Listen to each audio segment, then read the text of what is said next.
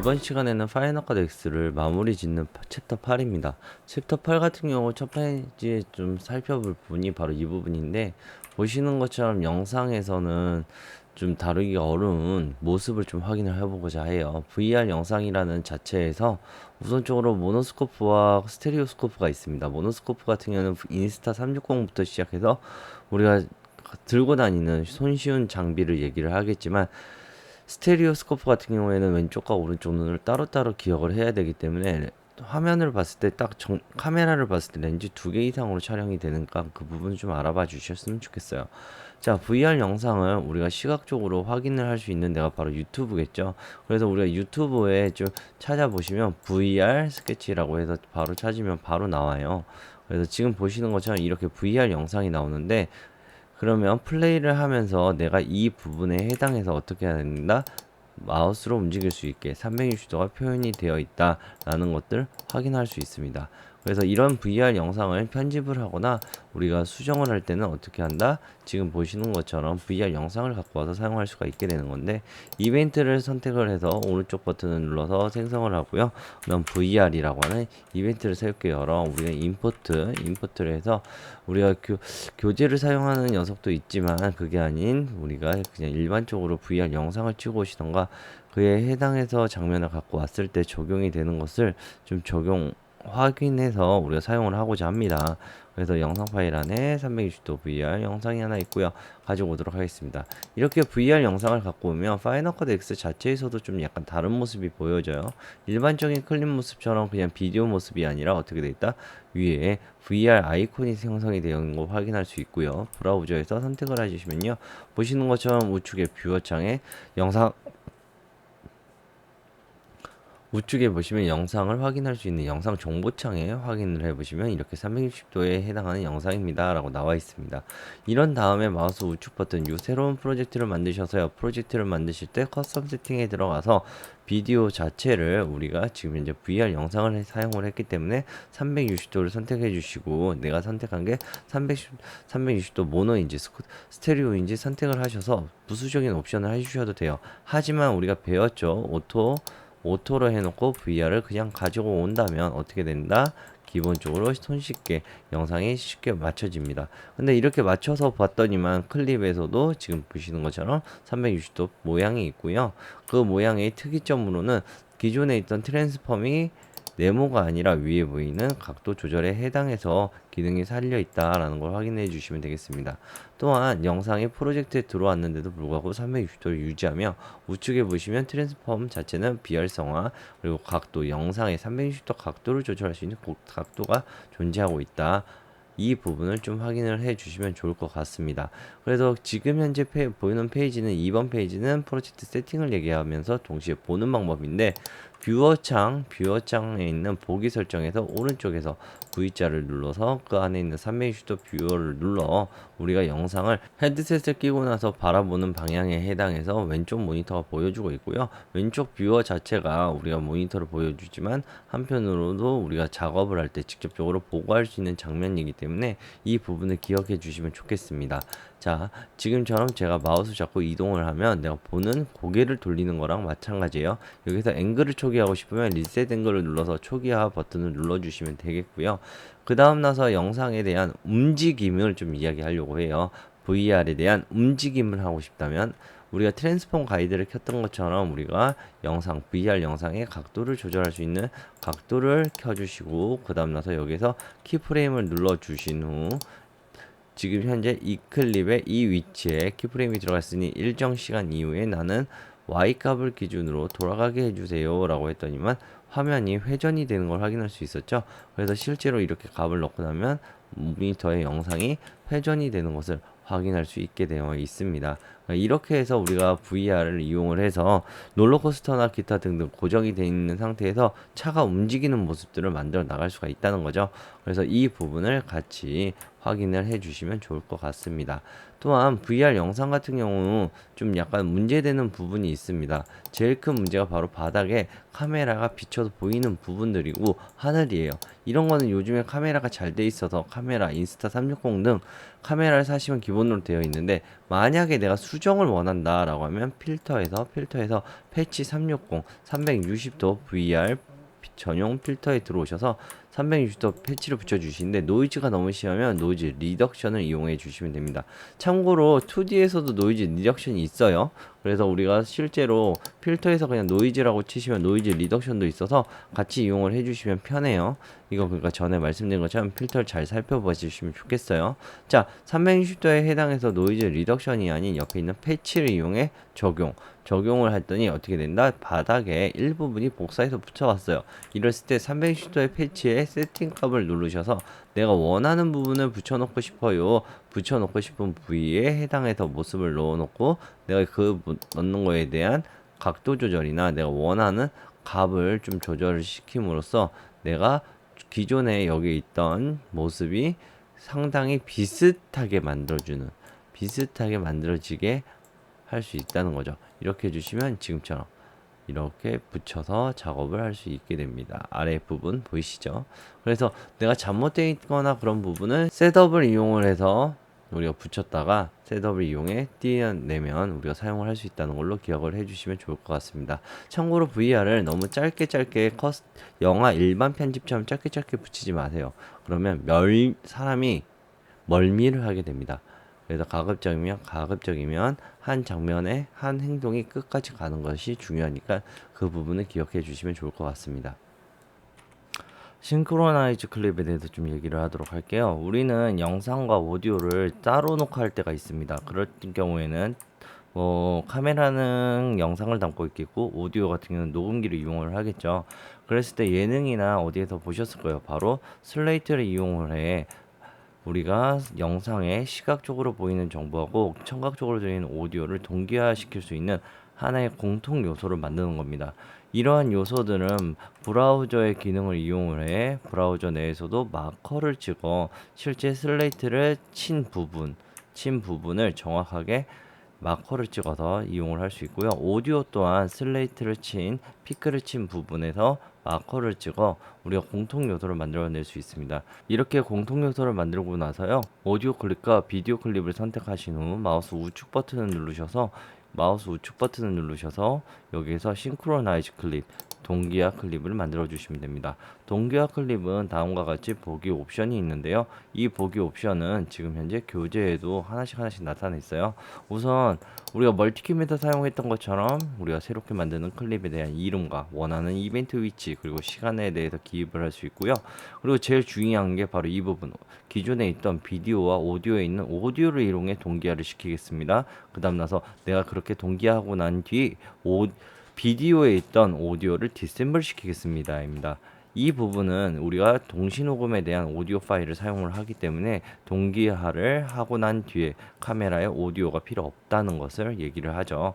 그 다음 나서 커스텀 세팅을 이용을 하시면 사용자가 원하는 대로 화면 크기를 할 수 있는데요. 여기서 제일 중요한 거는 윗부분이에요. 바로 나는 오디오 동기화를 이용하지 않고 지금처럼 슬레이트를 쳤다. 카메라엔 사운드가 없고 슬레이트를 친 경우에는 어떻게 한다? 오토매틱 안에 있는 바로 퍼스트 마커 브라우저 내에서 하기 때문에 브라우저 내에 있는 마커를 이용을 해서 사용을 할 수 있습니다. 또한 타임코드 또한 전에 말씀드린 것처럼 외부에 있는 장비를 이용을 해서 카메라와 녹음기계에 동일한 시간을 넣어서 동기화를 시킬 수 있고요. 그 다음 나서 콘텐츠의 생성 그 다음 나서 클립의 제일 첫 부분을 기준으로 동기화인데 우리는 퍼스트 마커를 이용해 박수 소리 또는 슬레이트를 이용해 동기화를 시킬 수 있으니 이 부분 알아주셨으면 좋겠고요. 자, 나는 지금 현재 마커를 이용을 할 거야 라고 했기 때문에 오디오를 빼고 나서 그 다음 나서 저 같은 경우에는 퍼스트 마커를 이용을 해서 그 다음 나서 만들어줘 OK를 누르신다면 지금처럼 나는 동기화를 했습니다. 자, 원본 영상에는 오디오가 없는 걸 확인하셨죠? 오디오가 여기 있는데 나는 마커를 이용해 동기화를 했습니다. 그렇기 때문에 마커 부분에 맞춰서 사용을 할 수 있고요. 또한 지금처럼 이렇게 멀티 클립이나 또는 컴파운드 클립처럼 더블 클릭을 하시면 싱크로나이즈 클립에 결합되어 있는 클립 안으로 들어가기 때문에 내가 작업한 동기화를 눈으로도 확인할 수 있으니 이 부분도 기억을 해주시면 좋을 것 같습니다. 우리가 컴프레서를 이용해 파이널 컷 X가 아닌 컴프레서를 이용해 출력하는 방법에 대해서 좀 알아보려고 해요. 우리가 일반적으로 프로젝트를 출력을 하실 때 우리가 파이널 컷 X에 지정이 되어 있는 비트레이트를 이용을 해서 출력을 할 수밖에 없다는 거죠. 여기에서 보시는 것처럼 H264도 마찬가지고 여기에 있는 퍼블리싱처럼 내가 정해진 비트레이트를 이용할 수밖에 없다는 거죠.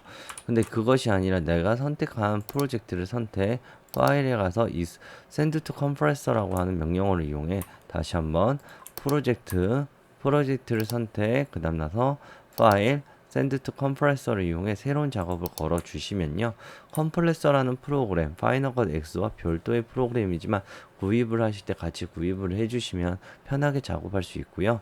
이렇게 컴프레서가 열리고 나서 내가 어떻게 한다? 컴프레서 작업을 파이널 컷 2번 프로젝트, 즉 내가 선택했던 프로젝트가 넘어오는 것을 확인할 수 있습니다. 이렇게 해주시고 나는 이것을 무엇으로 출력하고 싶어 추가 버튼을 누르셔서 원하는 코덱을 넣어주시면 되는데 제가 카카오톡역으로 넣기 위해서 H264를 이용을 할 거예요.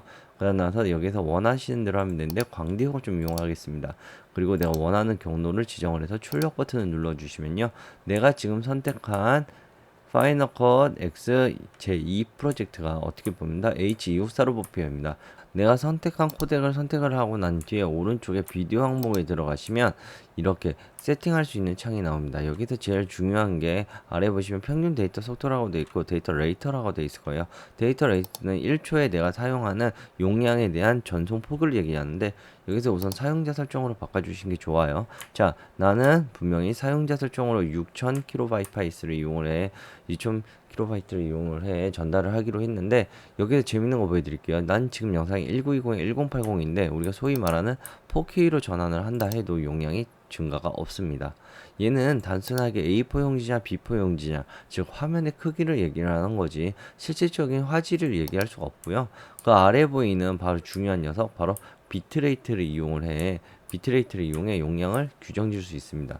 실제로 지금 447메가밖에 안 하지만 카카오톡용은 300메가 미만으로 만들어 주면 되니 더 많은 값을 넣어서 색 정보를 더 많이 표현을 할 거야 라고 해 놓으신 다음에 하단에 보이는 배치 시작을 눌러서 작업을 시작을 해 주시면 나는 파이널 컷 X의 02 프로젝트를 어떻게 H64를 내가 원하는 사이즈와 원하는 데이터 레이트를 이용해 출력하겠습니다 라는 작업으로 완료가 됩니다. 그러니까 이렇게 하시면 편하게 작업을 할 수 있는데요, 이렇게 컴프레서를 몇 번 작업을 하시고 유튜브 작업을 좀 하시다 보면 내가 자주 쓰는 값이 만들어지실 거예요. 그랬을 때 왼쪽에 있는 사이드바를 이용을 해서 우리가 사용자 설정을 선택할 수 있는데요, 여기서 좌측 하단에 플러스 버튼 새로운 설정을 누르셔서 내가 넣고 싶은 코덱을 선택을 해주시면 됩니다. 우리가 제일 많이 쓰는 게 H264겠죠. 그래서 MPEG4를 이용을 해. 난 넣을 거야. MPEG4를 선택을 해놓고 그 다음에서 우측에 똑같아요. 화면의 크기는 시퀀스를 따라가게 할 거고 비트레이트는 내가 자주 쓰던 나는 3000 정도를 많이 썼어요. 그래서 3000만 넣어놓고 그 다음 나서 이 상태에서 프로그램을 종료를 해주시면 지금 현재 내가 넣었던 무제 MPEG4라는 설정값이 컴플레서에 저장을 하게 돼 있다는 거예요. 지금 출력을 하실 분들은 출력을 하셔도 좋겠지만 지금처럼 그냥 설정값만 설정하고 난 뒤에 종료를 해주시고 우리가 배웠던 쉐어 버튼의 출력 세팅 쪽에 가보시면 지금 이 안에 무엇이 있다? 컴플레서 세팅 드래그를 해서 실제로 넣으시면 내가 지금 방금 만들었던 무제가 존재하게 됨으로써 우리가 자주 작업을 하시는 비트레이트는 사전에 저장을 해서 옮겨주시면 좋겠습니다. 이 부분 같은 경우 교재에도 같이 나열이 잘 되어 있으니까 같이 한번 확인을 해주시면 좋을 것 같아요. 그리고 지금까지 저희가 임포트를 하면서 좀 주로 얘기했던 게 H264나 기타 등등 핸드폰에서 찍어왔던 대로 단일 파일 속성에 가지고 있는 속성에 대해서 좀 얘기를 했습니다. 그런데 그런 부분이 아니라 핸디캠이나 또는 DSLR을 사용을 하시더라도 요즘에 이렇게 구성이 AVC 코덱이나 또는 기타 코덱으로 구성이 되어 있는 경우가 좀 많더라고요. 그래서 좀 보여드리려고 합니다. 기존에 내가 갖고 있던 작업에 대해서 어떻게 백업을 하고 그렇게 적용을 했는지를 좀 얘기를 이야기를 해야 될 것 같은데요. 우선 보시면 카메라가 지금 현재 보시는 것처럼 디렉토리 구성이 좀 약간 특이하게 되어 있죠. 일반적인 영상이 아니라 나는 이렇게 연결되어 있는 형식으로 그 안에 클립이 존재하게 되어 있다는 거예요.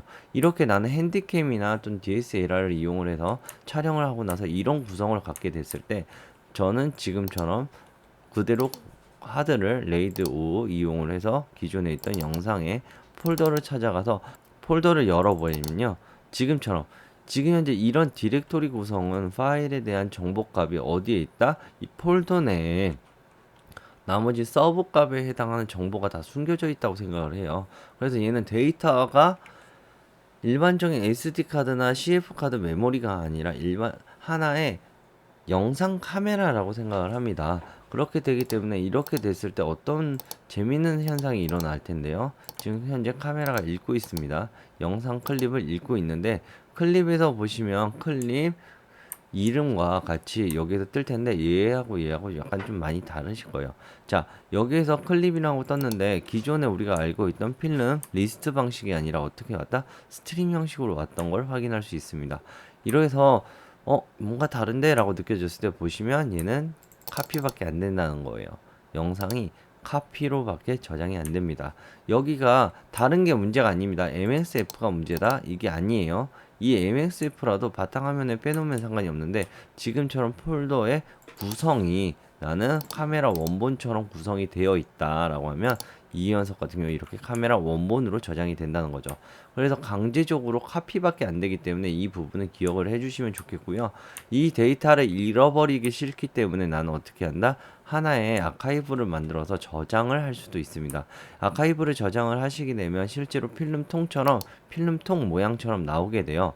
내가 선택했던 클립을 카피밖에 안 냈던 그 카메라 필름의 속성을 갖고 있던 녀석들을 데이터 녀석들을 어떻게 한다? 하나로 압축을 시켜서 보관하게 되어 있다는 거죠.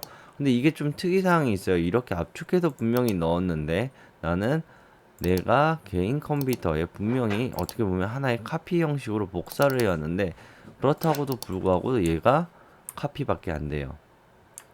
카피밖에 안 돼요. 그렇기 때문에 이런 부분도 좀 인식을 해주시면서 우리가 카메라 데이터를 좀 관리를 좀 잘 해주시면 좋겠습니다. 지금까지 파이널 컷 X를 하시면 이제 많은 영상을 만들고 렌더링도 많이 하시고 출력까지 했는데 출력을 다 하고 나서 좀 정리하는 방법에 대해서 좀 얘기하고자 해요. 그래서 라이브러리를 선택을 해주시면 그 라이브러리에 대한 정보 용량을 확인할 수 있는데요. 이 창을 좀 확인을 해보시면 천천히 내려가 볼까요?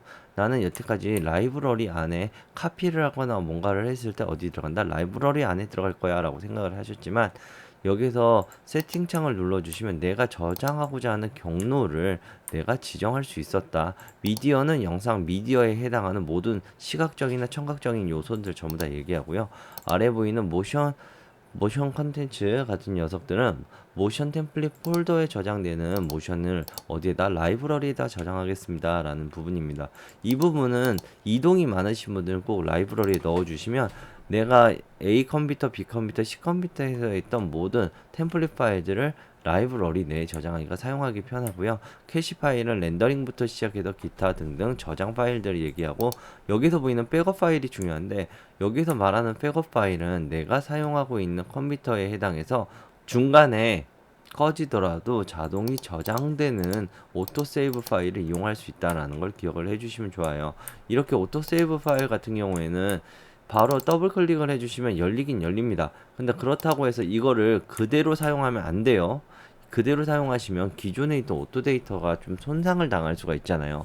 그러니까 제가 진짜 말씀을 드리는데 이런 거 자동으로 열고 난 뒤에 꼭 엔터를 눌러서 이름을 다 바꿔주시길 바랄게요. 가급적이면 난 인간 편집 꼭 01이라고 해서 내가 지금 사용하고자 하는 이 라이브러리를 어디에 있다, 어디에 있는지 위치도 이 영상 위치가 어디에 있는지도 정확하게 보시면서 작업을 해주셔야지 내가 지금 열었던 장면이 뭐 다른 거를 건드려서 손상을 입힐 수도 있기 때문에 가급적이면 유의해 주시면 좋겠고요.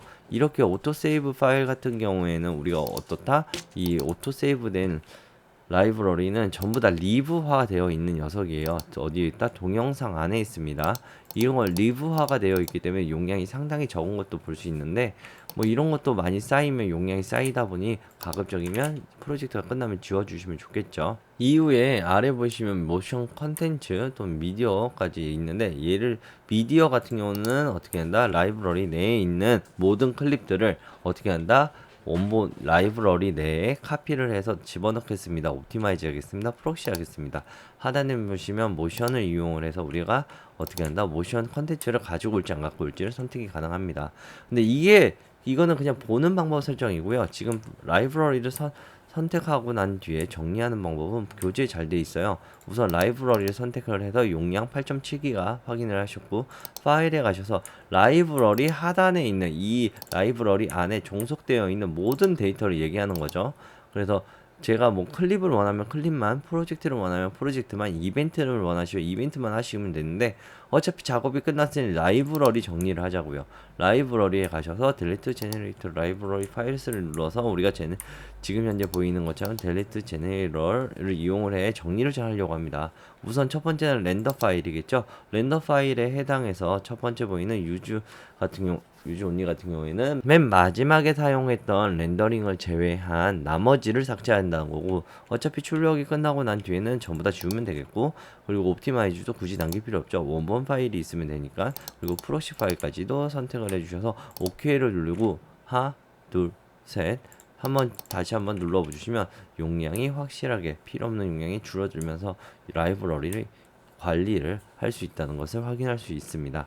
추후 저희가 지금 현재 비공개용으로는 또는 수업용으로는 라이브러리 관리를 하실 때 유의사항부터 시작해서 A부터 Z까지 따로 설명을 해드려요.